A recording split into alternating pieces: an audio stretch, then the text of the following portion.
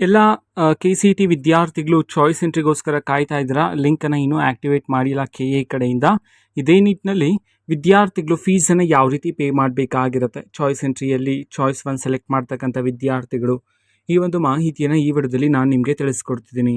ವಿಡಿಯೋವನ್ನು ಸ್ಟಾರ್ಟ್ ಮಾಡ್ತೀನಿ. ಅದಕ್ಕಿಂತ ಮೊದಲು ನೀವಿನ್ನೂ ನಮ್ಮ ಚಾನಲ್ಗೆ ಸಬ್ಸ್ಕ್ರೈಬ್ ಮಾಡದೇ ಇದ್ದರೆ ಈ ಕೂಡಲೇ ಚಾನಲ್ಗೆ ಸಬ್ಸ್ಕ್ರೈಬ್ ಮಾಡ್ಕೊಳ್ಳಿ ಮತ್ತು ಲೈಕ್ ಮಾಡಿ. ಬನ್ನಿ ಈಗ ನಾವು ಮಾಹಿತಿಯನ್ನು ತಿಳ್ಕೊತಾ ಹೋಗೋಣ. ಹೌದು, ಕೆ.ಇವರ ಅಫಿಷಿಯಲ್ ವೆಬ್ಬಲ್ಲಿ ಮೆನ್ಷನ್ ಮಾಡಿರ್ತಾರೆ ಅಭ್ಯರ್ಥಿಗಳ ಚಟುವಟಿಕೆ ಲಿಂಕ್ ಅಂತ ಹೇಳಿ. ಬಟ್ ಇನ್ನೂ ಸಹ ಲಿಂಕ್ ಬಂದಿಲ್ಲ.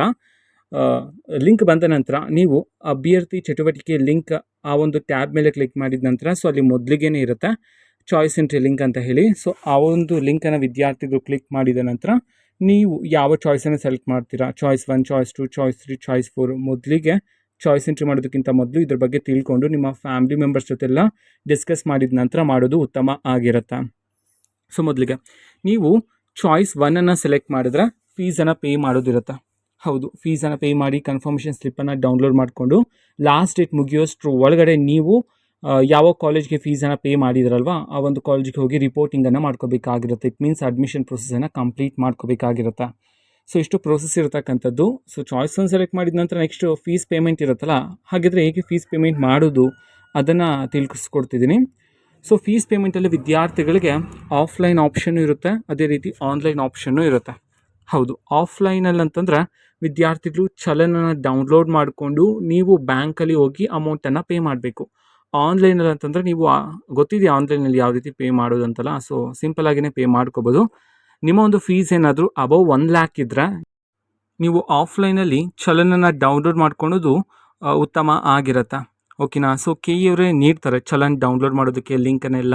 ಸೊ ನೀವು ಒಂದು ಲಿಂಕನ್ನು ಯೂಸ್ ಮಾಡಿಕೊಂಡು ನೀವು ಡೌನ್ಲೋಡ್ ಮಾಡ್ಕೋಬೋದು ಚಲನನ್ನು. ಆ್ಯಂಡ್ ಅದರಲ್ಲಿ ನಿಮ್ಮ ಡೀಟೇಲ್ಸ್ ಎಲ್ಲ ಇರುತ್ತೆ ಆ್ಯಂಡ್ ಎಷ್ಟು ಫೀಸನ್ನು ಪೇ ಮಾಡಬೇಕು ಎಲ್ಲ ಮಾಹಿತಿನೂ ಸಹ ಇರುತ್ತೆ.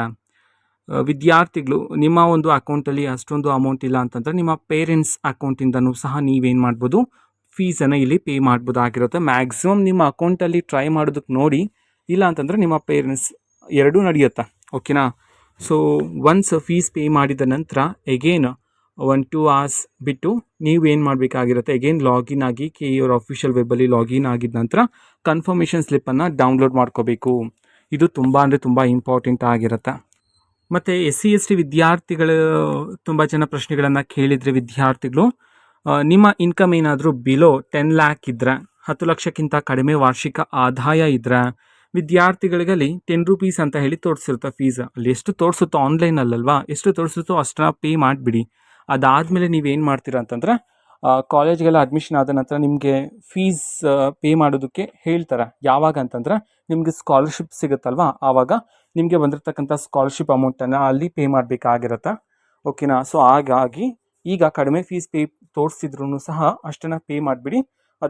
ಅದಾದಮೇಲೆ ಸ್ಕಾಲರ್ಶಿಪ್ ಅಮೌಂಟನ್ನು ನೀವು ಪೇ ಮಾಡ್ಕೋಬೋದಾಗಿರುತ್ತೆ. ಈಗ ಯಾರ್ಯಾರು ಲಿಂಕನ್ನು ಬಿಟ್ಟ ನಂತರ ಚಾಯ್ಸ್ ಎಂಟ್ರಿ ಮಾಡಿ ನೀವು ಫೀಸನ್ನು ಪೇ ಮಾಡ್ತಿರೋ, ಕನ್ಫರ್ಮ್ ಆಗಿ ಕನ್ಫರ್ಮೇಷನ್ ಸ್ಲಿಪ್ಪನ್ನು ಡೌನ್ಲೋಡ್ ಮಾಡ್ಕೊಳ್ಳೋದನ್ನು ಮರಿಬೇಡಿ. ಇದು ತುಂಬ ಇಂಪಾರ್ಟೆಂಟ್ ಆಗಿರುತ್ತೆ. ನೀವು ಕಾಲೇಜ್ಗೆ ಹೋಗಿ ಅಡ್ಮಿಷನ್ ಆಗುವಾಗ ಈ ಒಂದು ಡಾಕ್ಯುಮೆಂಟ್ ಬೇಕಾಗಿರುತ್ತೆ, ಕನ್ಫರ್ಮೇಷನ್ ಸ್ಲಿಪ್. ಹಾಗಾಗಿ ಓಕೆನಾ. ಸೊ ಇದು ಇವತ್ತಿನ ಒಂದು ವಿಡಿಯೋ. ಈ ರೀತಿ ಇನ್ನು ಹಲವಾರು ಯೋಜನೆಗೆ ಮಾಹಿತಿ ಬಂದ ನಂತರ ತಿಳಿಸ್ಕೊಡ್ತೀನಿ. ಸಬ್ಸ್ಕ್ರೈಬ್ ಮಾಡ್ಕೊಳ್ಳಿ. So thank you, bye.